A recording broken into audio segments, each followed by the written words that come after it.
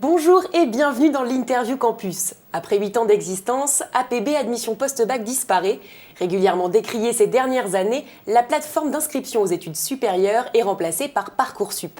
Comment fonctionne cette plateforme? Quels sont les changements majeurs de ce nouvel outil? Pour en parler avec moi sur le plateau, Marine Hilario, rédactrice multimédia pour le CIDJ. Bonjour Marine. Bonjour. Bon alors, parlez-nous un peu de Parcoursup. Qu'est-ce que c'est? Qu'est-ce qui a changé depuis APB?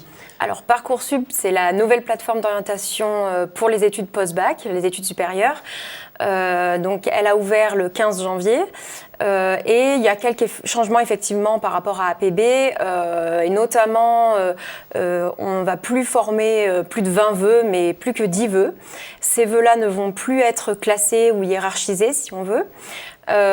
Et l'objectif de la plateforme, elle est en fait d'éviter un petit peu ce qui s'est passé l'année dernière, c'est-à-dire de laisser un peu sur le carreau de nombreux étudiants sans affectation et surtout de mettre fin au tirage au sort à l'entrée à l'université.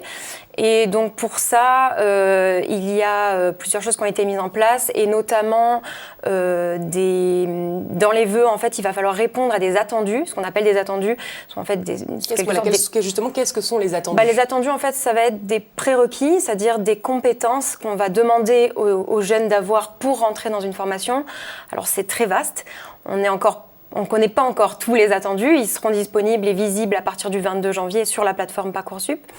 Mais ça va être, par exemple, d'avoir une certaine culture générale, peut-être dans certaines filières, savoir parler, avoir un certain niveau dans une langue étrangère. Enfin, voilà, ça peut être beaucoup de choses. Justement, comment les attendus ils doivent remplacer le tirage au sort d'APB? Comment ça va fonctionner en fait tout ça? Disons que les établissements d'enseignement supérieur, eux, ils vont attendre ces compétences-là de la part des étudiants qui vont s'inscrire. Et donc ceux qui n'auront pas ces attendus, malheureusement, si on est dans une filière où il y a peu de place, la priorité sera donnée aux étudiants qui auront ces attendus.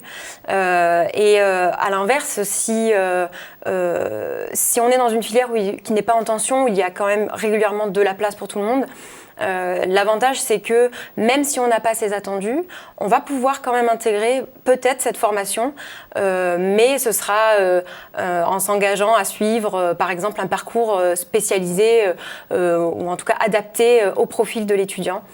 Parcoursup est beaucoup plus sur les compétences que APB en fait. Clairement. Et du coup, parlons un peu calendrier. On a parlé du 15 janvier, oui. La plateforme a ouvert le 15 janvier. Pour le moment, qu'est-ce qui s'y trouve et qu'est-ce qui va se passer dans l'avenir?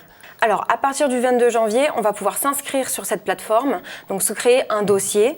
Chaque étudiant va avoir le sien et ensuite, on va pouvoir commencer à faire ses vœux. Alors bien sûr, on n'est pas obligé de le faire tout de suite le 22 janvier, on a jusqu'au 13 mars pour le faire, mais on va avoir en fait accès à l'ensemble des formations qui vont être disponibles sur Parcoursup et des informations un peu plus détaillées. Donc sur la formation, par exemple, des informations sur quelle est la réussite entre la première et la deuxième année, quels sont les débouchés dans ce secteur, des informations un peu plus générales pour vraiment s'informer sur quelle formation, est-ce que cette formation vraiment va me correspondre ou pas, et peut-être en découvrir d'autres. Et donc c'est vraiment à partir du 22 janvier que les étudiants vont pouvoir s'inscrire. Donc c'est des fiches pédagogiques en fait qui ont été mises en place par des équipes? Pas du tout. Vous parlez des fiches à venir peut-être? Oui, des fiches à venir, c'est ça. Non, pas du tout. En fait, les fiches à venir, elles ont été remplies par les étudiants avant le conseil du premier trimestre, où on demandait un peu des informations sur le profil de chaque étudiant, ses envies pour la suite.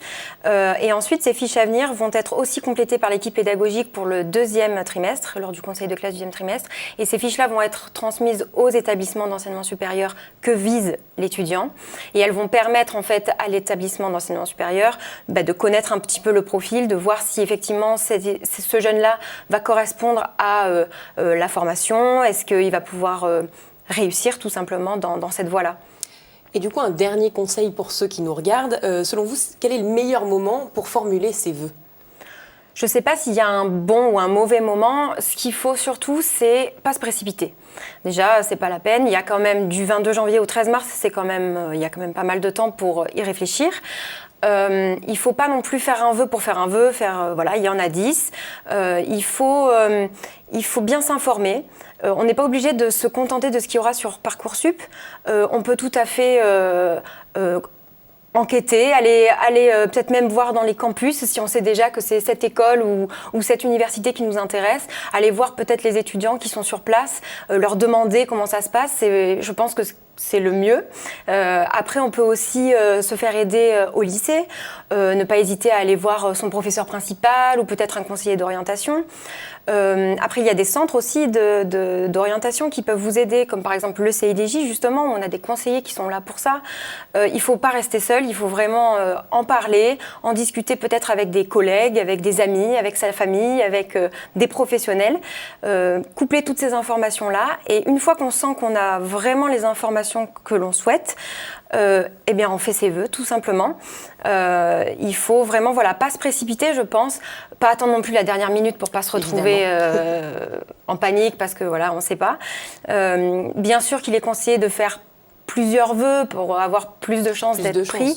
Maintenant, c'est pas faire des vœux pour faire des vœux, il faut vraiment se poser. On se connaît soi-même, on sait ce qu'on a envie de faire ou pas, et il faut se faire confiance et un peu relativiser aussi par rapport à ça. Aujourd'hui, les choix sont plus réfléchis pour les étudiants avec cette nouvelle plateforme, en tout cas plus de possibilités de faire réellement un choix. Merci Marine pour ces réponses à ces questions. On en sait un peu plus maintenant sur cette plateforme. Nous, on se retrouve bientôt pour une nouvelle émission de l'Interview Campus. Au revoir.